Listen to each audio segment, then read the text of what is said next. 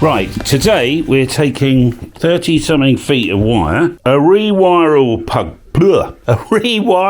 plug block, 3 6-way extensions going on the wall here. Then in this box we're going to make a mains filter. You have to sometimes go with what you've got, okay? And what we've got in this room here is we're on a 20 amp spur. So there's a tiny little fuse box off the main box. There's RCDs everywhere in this chain. I want to miss out the box. It's over by Wendy's desk actually. And we're going to run a wire from the 32 amp breaker to this spare plug here. The office and me, the shack, are going to be on 2 different circuits. So anything connected in my world will come down a 20 amp line through the wall here, off that plug point to here. But it does mean I can condition that mains with these couple of big ferrites and have everything on the one circuit.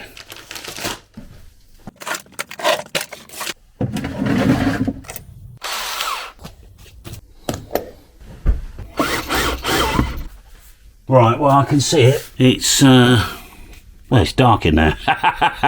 Need to somehow see if the wire will go through on its own. Or do we... Oh, look. Got a little 6mm bar here. You know, I've completely totaled this up. Is there an easy way of doing this? Just stick it in a bloody vice or something. It's when you need an assistant. It should just go through. We're about to find out.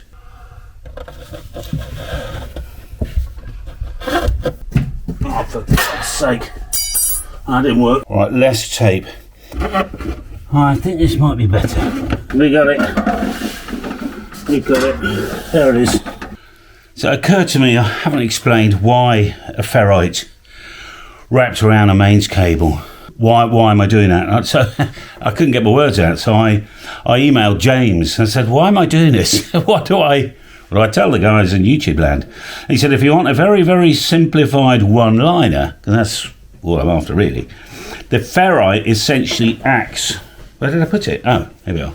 The ferrite essentially acts like a sponge and absorbs the unwanted interference on the line. And that's why we're doing it. I'll put a link to a couple other YouTube videos below if you want the really in-depth version of that. I've just said to James, don't worry, that's perfect.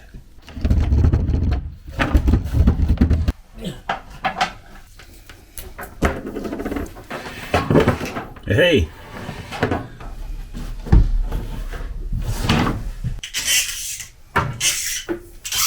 I can only get 3 turns on these, so I think what we'll do is fit another one, or 2 or 3. So we've got the best sponge we can get. All right, I think that's about best I can do it. I'll just clip them to the wall, you see, and then we'll come up to the 4-way socket on the wall.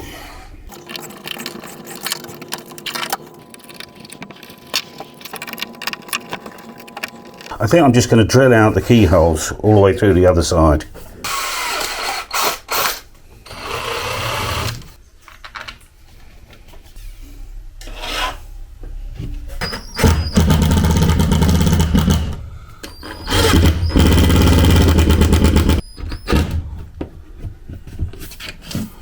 Good. I'll put these on the wrong plumbing place. 1, 2, 3.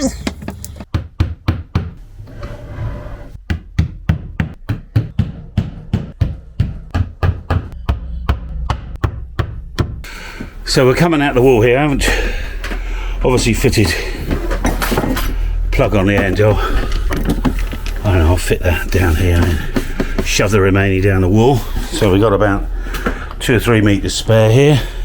There's Lockie having his lunch. Hello, Locks. Coming all along here, nice and neat. Made of a bit of a mess, so we'll get the vacuum out in a minute. And that is where the whole shack is going to be connected to. The mains filtering there, and we'll put a ton more filtering along here. Because what we don't want is mains-borne crud coming through. So we might as well stop it in the mains here. Apparently it's best practice, and it can assist. I must say that for ham radio use, I actually don't like trunking. But I'm only going to put the mains cable through this kind of permanently, and I just wanted to tidy it out of the way. If you absolutely trunk everything, right, inevitably in a few months you'll need to take one out. You go, oh, don't want that anymore, I want it over here. Right, so all the trunking, you know, you peel the top off the trunking, all your USB lines and everything kind of goes wrong, and then your trunking's always a mess forever. It's best just to put all your plug points at bench height, get everything off the floor in the first place. That's what we're doing here. Oh, someone's on the phone for me. Don't want people coming along switching off my gear, so we'll put a label on it. And then eventually the next year we'll actually be able to have a proper tidy up. Oh, actually got a red light. Good, we're live. It's supposed to have face tracking on this. Hello, you working? Is your face tracking working? There's only one problem when you rebuild your shack. You got to plug it all back together again. I've got to go home and get a power supply, and I've got one of those little 12-volt distribution things because I want to be able to power all the odds and ends. Most of it says 12 volts here, and it comes with these little Walmarts. Well, that's no good because they're probably kicking out some noise as well. Anyway, I'm much happier because this desk has never been designed with radios in mind. You know, where am I putting everything? I just plonked everything down and got on with it. But now I'll actually be able to enjoy my hobby, getting on Friday mornings, run the net, do a bit of DXing, and who knows where that'll take us. In the meantime, trust you've had a good time, a little bit of entertainment, some education as well.